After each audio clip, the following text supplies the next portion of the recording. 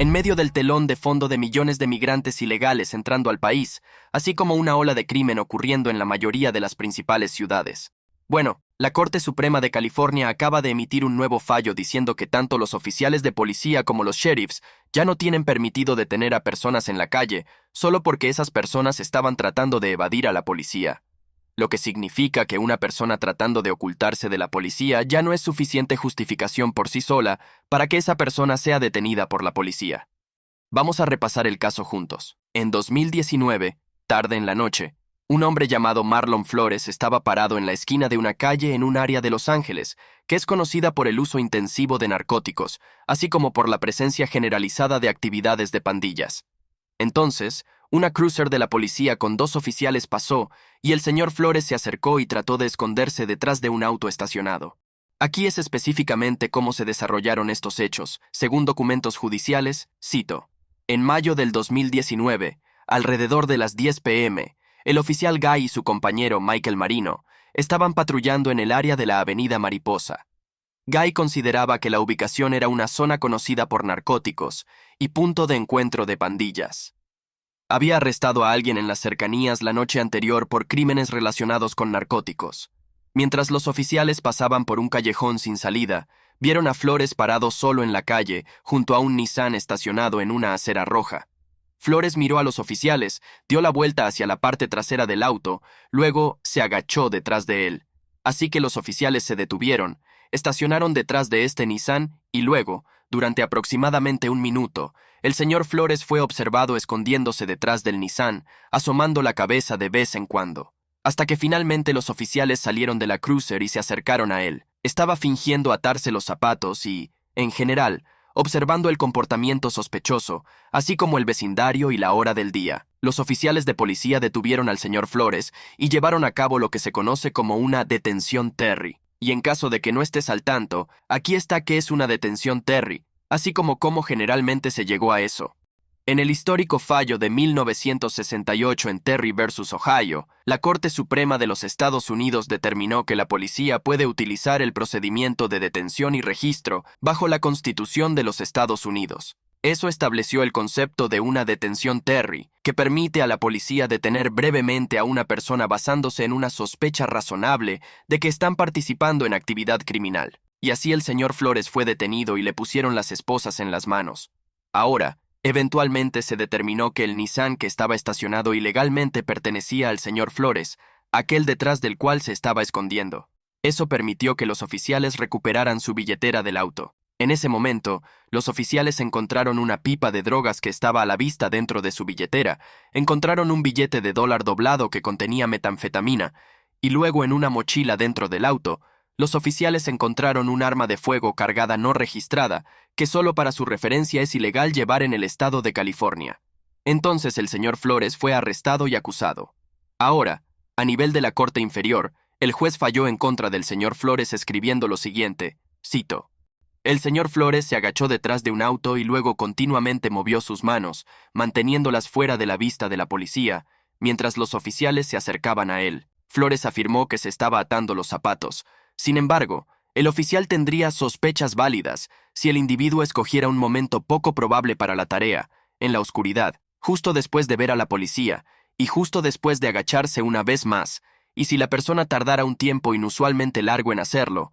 El señor Flores estuvo en una posición agachada durante un tiempo sospechosamente largo, justificando la decisión de los oficiales de policía de detenerlo. Y como tal, el señor Flores fue condenado por el cargo de arma después de aceptar un acuerdo de culpabilidad y que el cargo de narcóticos fuera desestimado. Sin embargo, luego apeló esa decisión ante la Corte de Apelaciones de California. Pero en 2021, la Corte de Apelaciones también falló en su contra escribiendo lo siguiente, cito: los fiscales no pudieron determinar si el señor Flores estaba participando en actividad ilegal de drogas, pero la Corte de Juicio tenía razón en que juntos, los hechos justificaban esta detención Terry. En combinación con los otros factores, un oficial razonable tenía una base razonable para investigar más para resolver esta ambigüedad, porque el comportamiento nervioso y evasivo es un factor pertinente para determinar si la sospecha es razonable. Y como tal, la Corte de Apelaciones confirmó la condena.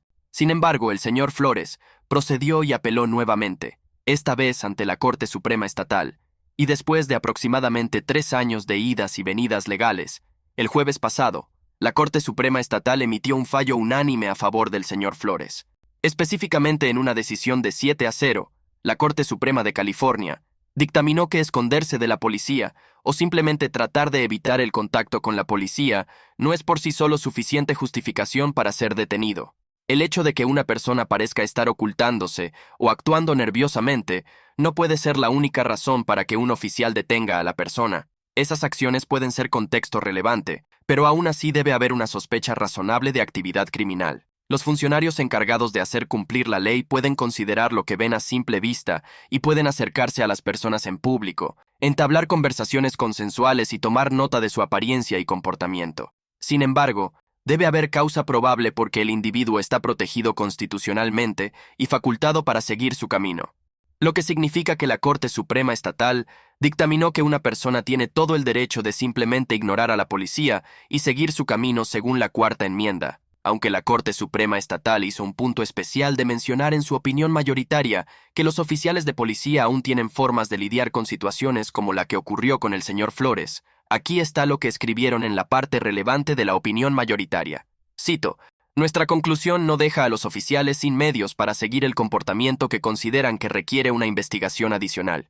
Flores estaba presente en una zona de alto índice delictivo y trató repetidamente de evitar ser visto o interactuar con la policía. Esos hechos son ciertamente dignos de mención. Los oficiales hubieran estado dentro de los límites de la Cuarta Enmienda para continuar observando a Flores mientras estaba en la calle. Tenían derecho a acercarse a Flores y entablar una conversación consensuada. Podrían haberle preguntado si necesitaba ayuda o si había notado algo fuera de lo común en los alrededores. Si hicieran observaciones adicionales mientras lo hacían, esas observaciones podrían haber cambiado el cálculo. Pero el simple hecho de que Flores se negara a cooperar no proporcionaba el nivel mínimo de justificación objetiva necesario para una detención o incautación. Y como tal, el señor Flores puede ahora volver a la Corte Inferior e intentar que se anule su condena.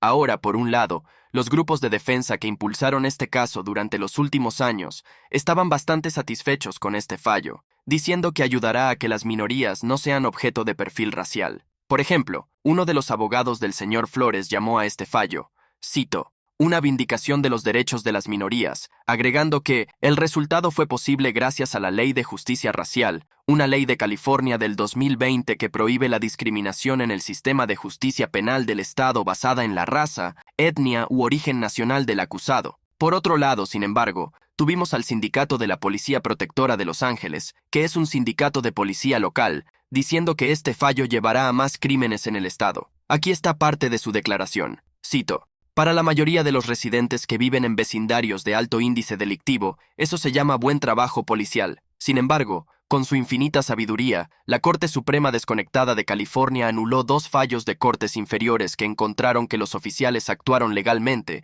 y se pusieron del lado del propietario del automóvil estacionado ilegalmente que poseía drogas y un arma para afianzar aún más el sistema de justicia penal de California como la broma que es. Ahora, en cuanto a los próximos pasos, aún no está claro si este fallo será apelado ante la Corte Suprema de los Estados Unidos porque, a primera vista, parece que este fallo de California contradice directamente el lenguaje claro de ese fallo anterior de la Corte Suprema, el de 1968 en Terry versus Ohio. Ese fue el que estableció la constitucionalidad policial de los procedimientos de detención y registro en primer lugar. Por el momento, no se menciona una apelación de las partes relevantes. En The Epoch Times intentamos contactar tanto al Sindicato de Policía de Los Ángeles como al Departamento de Policía del Condado de Los Ángeles para obtener comentarios, pero aún no hemos recibido respuesta.